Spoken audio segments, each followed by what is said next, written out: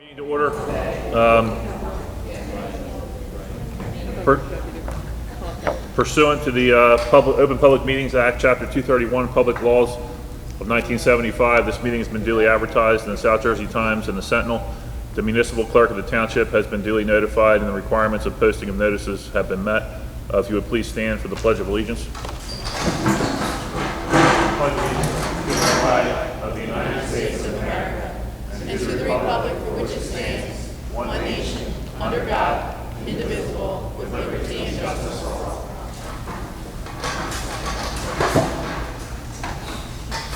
Trish, if you call the roll, please. Bellis? Here. Caselli? Here. Cunningham? Here. Doherty? Doyle? Here. Fregoso? Here. Keen? Here. Trace? Grant? Here. Quorum. Mrs. Doherty did text me and let me know she wasn't going to be in attendance this evening.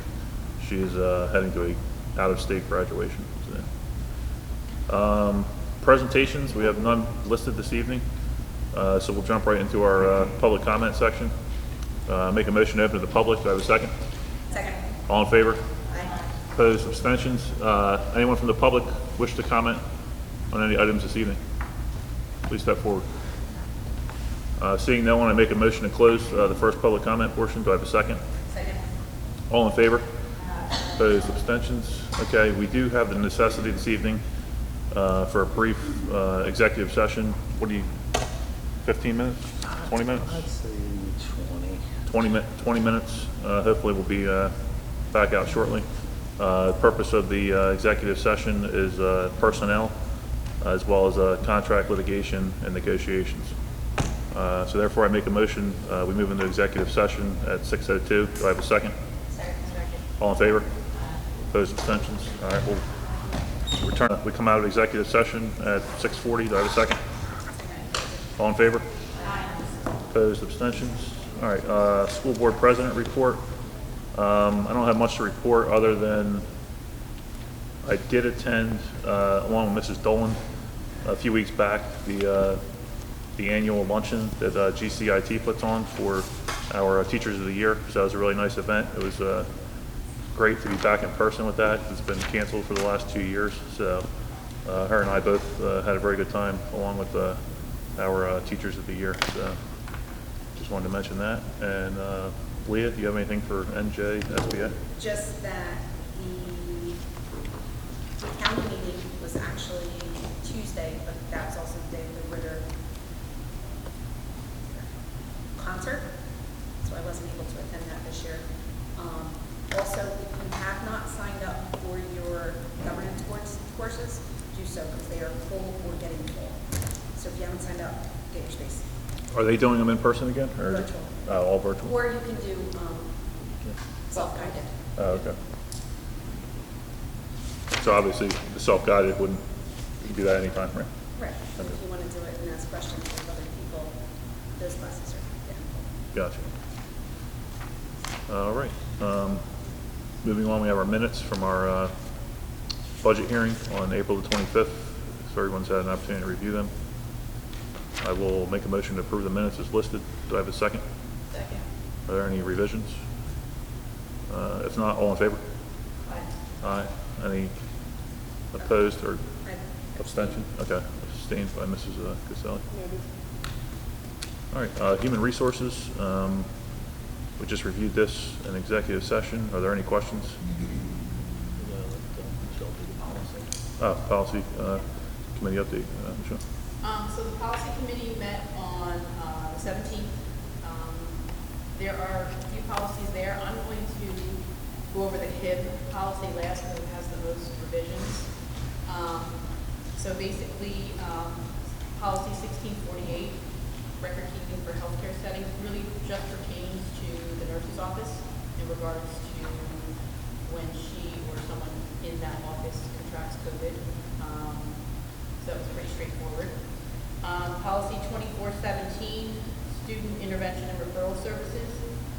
Basically, it now requires the school to choose the appropriate multidisciplinary team approach, how we identify our kids, either through RTI or MTSS,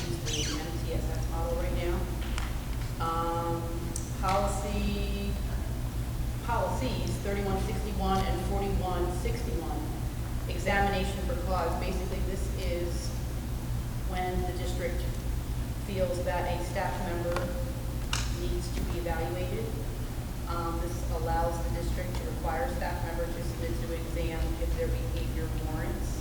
Anytime this occurs, that has to come to the board anyway to be approved, but it outlines that in terms of an examination that we would require. Let's see, this is all here. Policy and Reg 7410, maintenance and repair. Basically, those revisions were all code to change, so it's really just code changes in that policy and reg. Policy 8420, emergency and crisis situations. And we've talked a little bit about this before, but this policy aligns to make sure that we now have obviously security drills, but that they are age appropriate in terms of what we're doing for the students. It also requires that we notify parents by the end of the day when there was a drill taking place in the school, and requires the school district to annually track the data and information during these drills. Policy 9320 and Reg 9320, cooperation with law enforcement agencies. We already work with the police department, the Franklin Township Police Department, and the county. This just formalizes what we and the county are already doing in terms of how it's set up. So those are the main changes in those policies. The HID policy has quite a few changes, so I'm going to go over them. If you have any questions, stop myself or Jason or Tricia or Alicia if you guys have something to add. Basically, in the policy, it adds general suggestion progression of consequences. So when a HIP occurs, it gives suggestions as to what ramifications or consequences could occur with that student. The schools have to now keep track of the number of incidences that are outside of the HIP. So even if it does not constitute a HIP investigation, we have to keep track of any complaints that come in or forms that we fill out for HIP. Any HIP that may also be a violation of the law has to be reported to the police. Principals have to keep a log of initial notification of possible HIP to parents, date and how communication was given.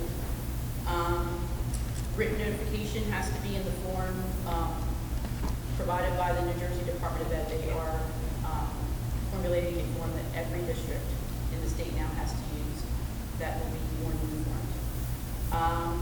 Parent notification record has to be done even if it is not a HIB. Again, even if the incident does not constitute a HIB violation, we have to have a parent record of the complaint. There is an online HIB reporting form for us for the New Jersey Department of Ed.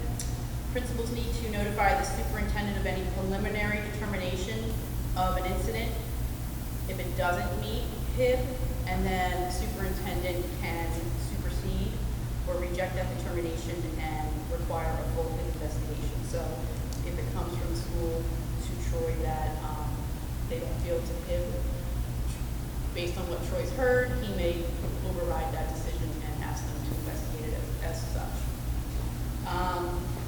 There's a clarification of the timeline. There's 10 days to reject the preliminary determination of a HIB. It requires that guidance for parents on HIB, the New Jersey Department of Education document that they have is on our website, which it already is. Correct? Troy, I Correct. believe it is, yeah. Yep.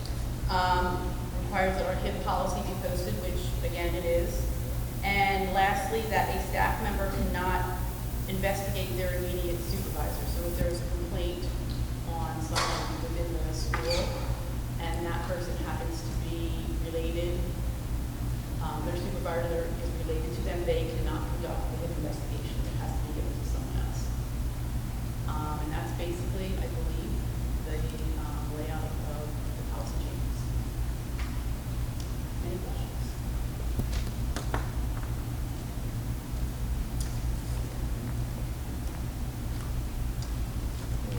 That's it for HR. That's it for policy? All right. And HR, really. I don't really want to talk anymore. So all those changes, they're all updates, or they're, Yeah, they're all updates to the anti-bullying bill Okay. rights, so their code changes are mandated. I mean, honestly, we need a lot more right. for districts, for all districts, but it's a lot more.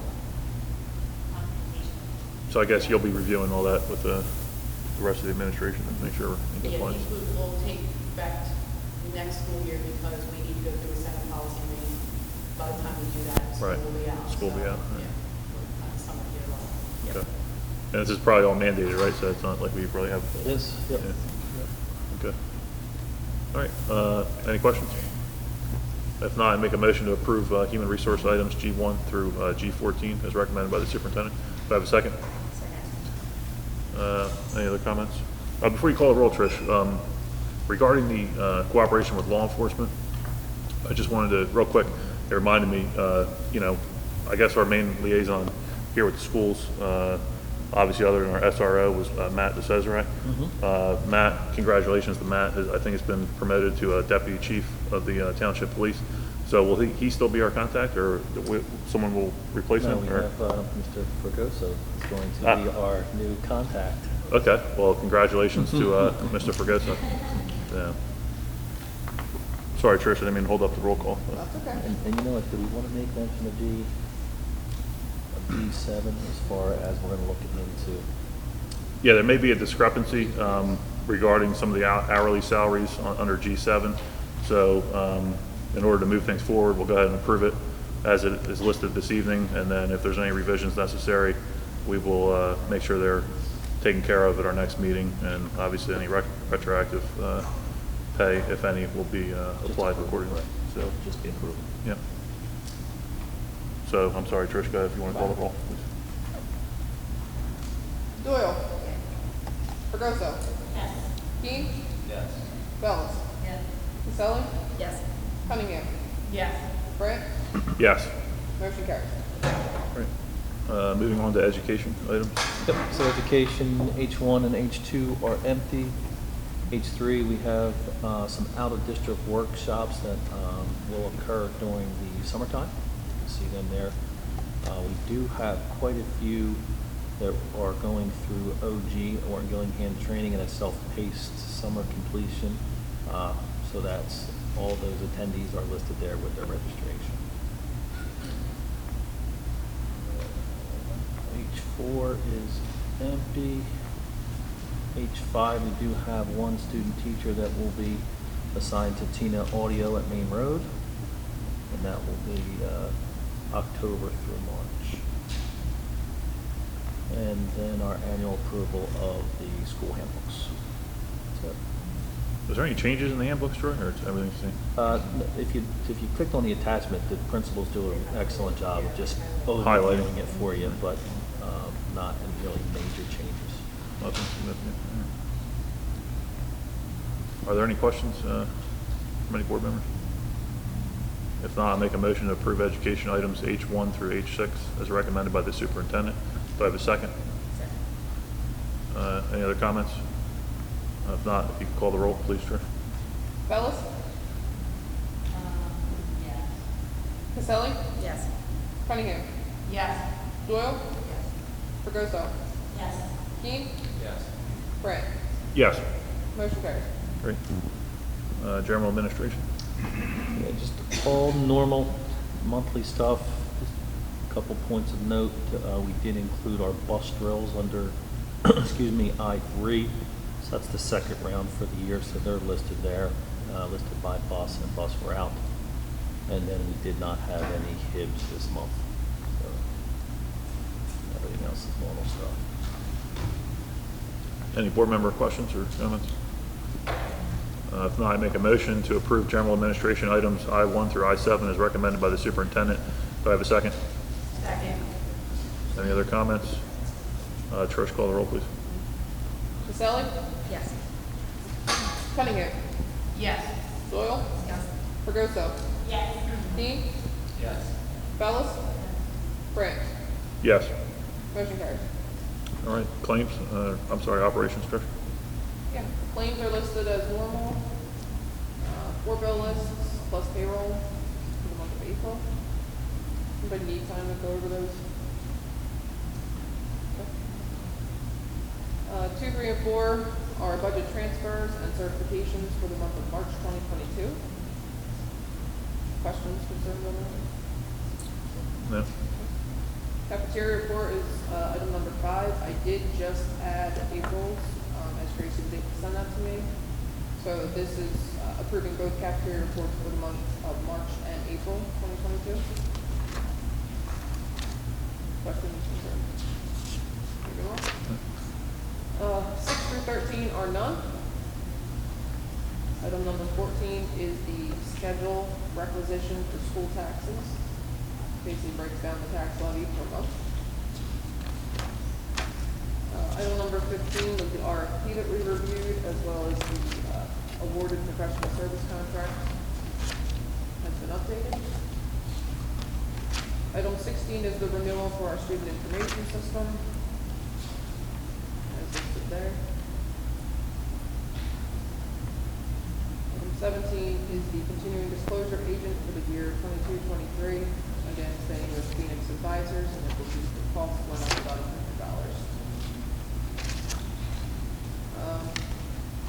Standard formalities in number 18 and 19 for the purchasing manual for the year 22-23, as well as the standard operating procedures manual. Minimal things were updated in the purchasing manual based on some code and or some wording, nothing substantive. I am going to recommend to withdraw item number 20 as some of the school meal prices I wasn't able to get confirmed from Reserve just yet. So if we do approve one full operations vote, it will not include item 20 for school meal prices, and we'll move that to June. Current number 21 is the food service contract for the 22-23 year. You can see the difference there between the 21-22 year and the current proposed year, about $2,400, but still the guaranteed break even, so that's good. Kindly note that in the end of 22-23, we will have to go out for RFP for food service management company, but again, that'll be the same process that we do for any other RFP, just putting it out there to food service management companies. And 22 is the co-op approval for GCSSSB, as they will handle checking all of our online abstracts for drivers. And item 24 is the FSA account administration, again being handled by FlexFax. Costs remain the same as previous year. What is that, Trish? What is the flexible spending again? The FSA goes in hand with, you can have it, it's kind of like an HSA. So you put money towards it at the beginning, and then you can draw from it if you need health benefits, and or some of these you can have daycare dependents costs taken out of it. So it's for our staff members? Our staff members can choose to participate. Participate in Yes. But again, this would be the board's cost per fee. it for the administration? Yep. Okay. 2 questions. One, I may hit you on the spot, but there was a bill I saw, it just reminded me, that we're paying the Newfield Bank for around $400. Do you know what that's for? You remember what bill list it was on? Nah, I saw it the other day. I don't. So disregard the question. You can follow with me on that. The other question was, in our weekly update, there was information regarding the purchase of some cafeteria equipment. Could Yeah. you just give a quick explanation on that, like where those funds are coming from and what was purchased? And Right, so the cafeteria fund is self-sufficient, it's considered what accounting, it's Fund 60, so whatever money comes in from the cafeteria fund stays within the cafeteria fund. The only time that any transfers will be taken from the general fund, which is where the taxes come into play, and state aid, is if the cafeteria fund is in deficit, which we are not. The status of some of the bigger equipment within each cafeteria in the schools is less than, and again, the cost to repair it is way less than to simply purchase them. Given favorable federal reimbursement rates, given that all meals are free at this point, that's really given us the ability to kind of rack up some cash on hand.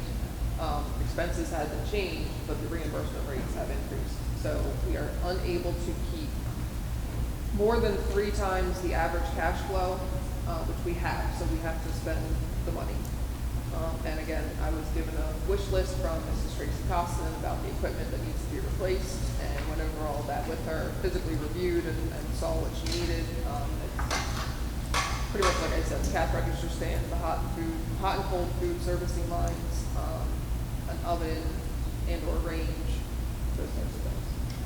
So in simple terms, we had a surplus in that particular account, Correct. We've operated at a profit, I would say. and that's due to the fact that our federal reimbursement numbers have been greater than what we would normally see otherwise, Correct. than what we're paying? Correct. Okay. So we try to not operate at a profit. However, we scale out our cost per meal in the beginning of the year. NutriServe does handle that, and we have to submit that contract to the state for review as well. So we can't charge $6 per meal if that's not what our total contract would call for. So that brings into play their management fee as well. Gotcha. Okay, thank you. Any board member questions on any items listed in operations? Hearing none, I'll make a motion to approve Operations Committee items J1 through J23 as recommended by the superintendent. Do I have a second? Second. Any other comments? Trish, will you call the roll, please? Fregoso? Yes, the same bill is 3, J1. Noted. Keen? Yes. Bellis? Caselli? Yes. Cunningham? Yes. Doyle? Yes. Brandt? Yes. Motion carries. And you're going to let me know on that new field bank? I made a note. Okay, thank you. Board goals under old business. Who's taking that one? What was the consensus to have that as a running, Yeah. as a running? Anyone have anything to? Well, we have to at some point come up with board goals. So I'm guessing, which is why we put it on the agenda so we wouldn't forget. But going back to when we had our retreat, a couple of the ideas that we have, and we may decide we need to maybe move forward on them, or some of them, was to update our policy 0144 in regard to the board member orientation. To have a little bit more of a support, I think, for new board members. We also had the idea of setting up some norms for how the meetings are to run. We follow Robert's rules, but maybe a little bit more guideline. And then third was creating a board liaison for each school, liaison or liaisons for each school that would go out to the schools at certain times and then report back to the board. So those were 3 of the ideas that we had at the retreat. That doesn't mean that has to be what we go with, but those were the ideas that we had come to as a consensus. Let's write one tonight. Write one. Well, we could, I mean, the policy committee could start work on 0144. Start, coming up with some ideas if that's what the board so chooses, and then if there's anyone who has an idea on how to improve board member orientation, would want to email myself or Alicia or Jonathan, and we could bring those ideas to our policy committee meeting. Honestly, I think all those goals would kind of be rooted in policy. So, I mean, obviously, we're not tackling them all at once, but they probably all will start with the policy. Don't you agree? That's fine, yeah, Yeah. we could do that. I mean, if that's what the board wishes to do, we could. Well, I mean, I'm just thinking how else are we going to codify it and, so we have some sort of consistency, moving forward, whether we're here or we're not here, it probably should be. I'm thinking the board decorum situation, I think is probably already in a policy somewhere, that we can review and revise accordingly. And then I'm not sure where the appropriate place would be for the school liaisons, if that would fit into a policy that we already have, or if we need to create something new. Right. I mean, I know there's other districts that have liaisons. I don't know if they have policies Policies, for them, but right. I could look. I don't think we don't know that we necessarily would, but I don't know that it's not a bad thing to look to see if there is something out there. Well, I think, I mean, in practice, we should have a policy for everything. So, you know, whether we're here, you know, next year or 10 years from now, there's some sort of framework where someone can go and look and say, this is how many liaisons there are at each school, this is how we're going to establish who the liaisons are, so on and so forth, you know. I believe we do have policy stating, the president and vice president, so we can just put those positions into the policy as well. Right, Essentially. as far as appointments, yeah. That's fine.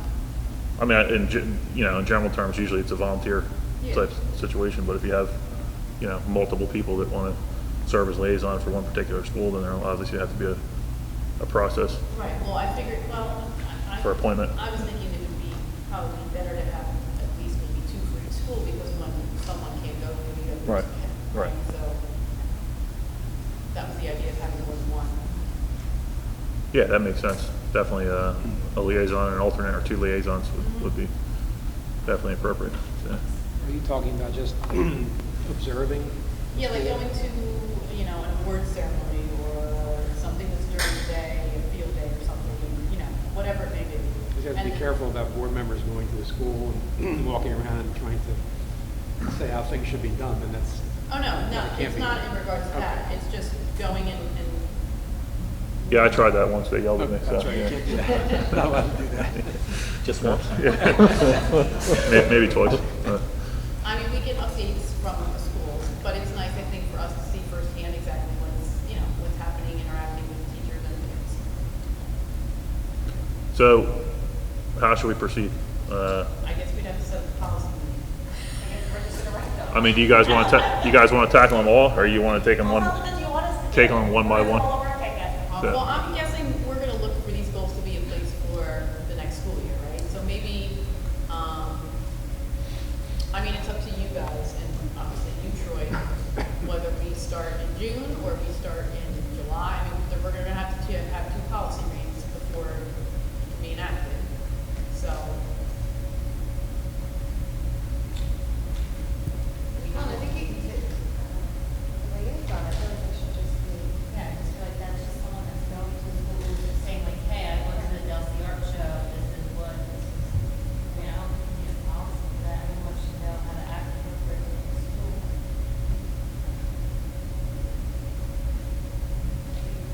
Yes, the liaison position, like, from your standpoint, if we don't have it in the bylaws and the liaison goes and does something inappropriate, they would be, in that sense, acting on their own, so they would be outside the district.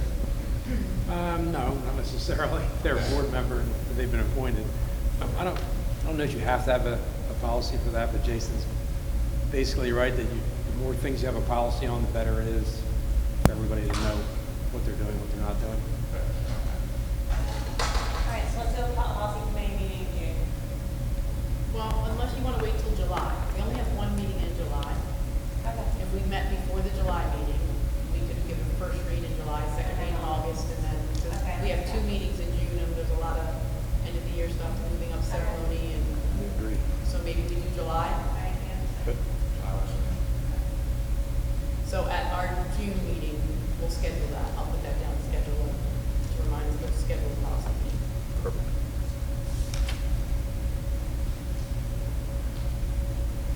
Yeah, I know you guys are busy at the policy committee, so if you don't get all of them done, I mean, I don't think there's any expectation on my part that you'll get them all done, but, I mean, if you run into roadblocks on one, well, we're not gonna hold your feet to the fire if you don't have them all. So.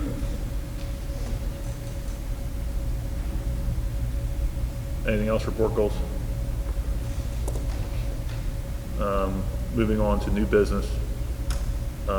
Michelle Cunningham had requested that we add the new health and PE standards to the agenda for discussion.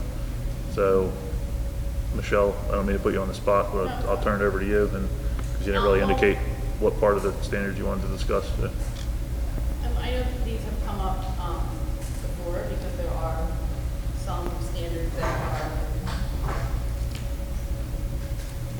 somewhat controversial, I guess you could say. There are a few that if we do implement,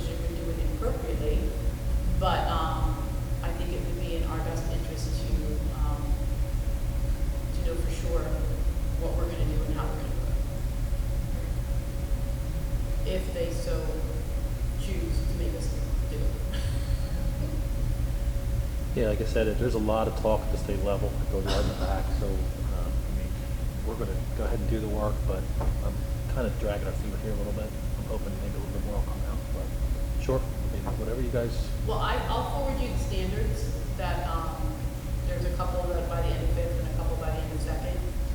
And if they are so stated the way they are now and continue, then if we can maybe get some specifics for those, those standards. I mean, 'cause Well- in general, there are many of the standards that are fine. There's nothing wrong with them. But remember, board has the authority to approve, so once the curriculum guides and the guidance Right. documents are completed, and we haven't really started yet. yes. Then that's when you guys can roll up your sleeves, take a dive in, and let us know. So can you forward them to all? Well, that would be, can I do it to all? Yeah, well, Or you I can forward the attach them, standard with yeah. the weekly update? Put a I'm weekly just update. thinking this way, we Yeah. all know what, Yep. rather than get Yeah. it in Yeah. August, that it has, Yeah, that's fine. to be approval. Is there gonna be like a turnaround time on any of this? I know this is just an initial discussion, but I hate for us to, be in crunch time reviewing this and the administration have like a requirement for new materials or new books or something along those lines. Yeah, I mean, That's what I'm saying. I'm gonna Just kind of get generalize. familiar with what's out there. Then when it does get limited, if it does, My gut tells me the family life end of it is probably the most controversial end of it, and we typically don't do that until winter or even springtime. So we have plenty of time before it's actually being taught. That's all I. But we could, as a board, just vote to not include the new standards. Not really. I think I would advise against that. I mean, we're supposed to have our curriculum aligned to those standards, yet we have the individual ability to approve those guide documents in-house law. But at the end of the day, when CUSAC comes through and does an audit of us, they're going to ask, are we aligned with the NJSLA standard? And then what happens to us if we're not? You put on some sort of action plan, we'll lose points towards CUSAC. So we have quite a bit of flexibility. What you're saying though We is do, we do. how we teach Yep. the standards. All districts do. And- All flexibility. Yep. And it's been your position, I know when the question has been asked before, is that you believe that It's what's not being holistic. taught today in the schools meets the new standard. So I agree. there won't be any variation from what's currently being taught, You right? will not see much change at all. Good. Are there any other comments on? Michelle, you're This going to forward particular- it, yeah. that, Yeah, I'll forward yeah. it in the weekly update. Very good. We'll do it. All right. Moving on, we have our second public comment portion. You can comment on any item during this public comment section, agenda, or otherwise. With that, I make a motion to open to the public. Do I have a second? Second. All in favor? Opposed? Abstentions? Anyone from the public wish to step forward? Not seeing anyone, I make a motion we close to the public. Do I have a second? Second. All in favor? Opposed, abstentions? Next scheduled meeting we have is June the 15th, 6 p.m. is our work session, and we'll have a June 20th regular meeting. Just a reminder, get your CSA evaluations done by June the 10th? By June the 10th? The moving up ceremony The 8th. is the 8th. So everybody's welcome to come. It's at Delsey at 6:30, right, Mr. Peters? 6:30? That's our culminating event of the year. 6:30? So, Please let us know if you're going to be coming, this way we have a seat. Just RSVP too. What's the weather going to be that evening, Mr. Peters? I hope it's exactly like it is What- this evening. Right. Last year we got lucky. It was beautiful. Yeah. We've so- gotten lucky several years, hopefully it might. Stays that way. Great. All right, with that, I make a motion to adjourn. Do I have a second? Second. All in favor? Opposed, abstentions? Great. Plenty of food. Anybody want?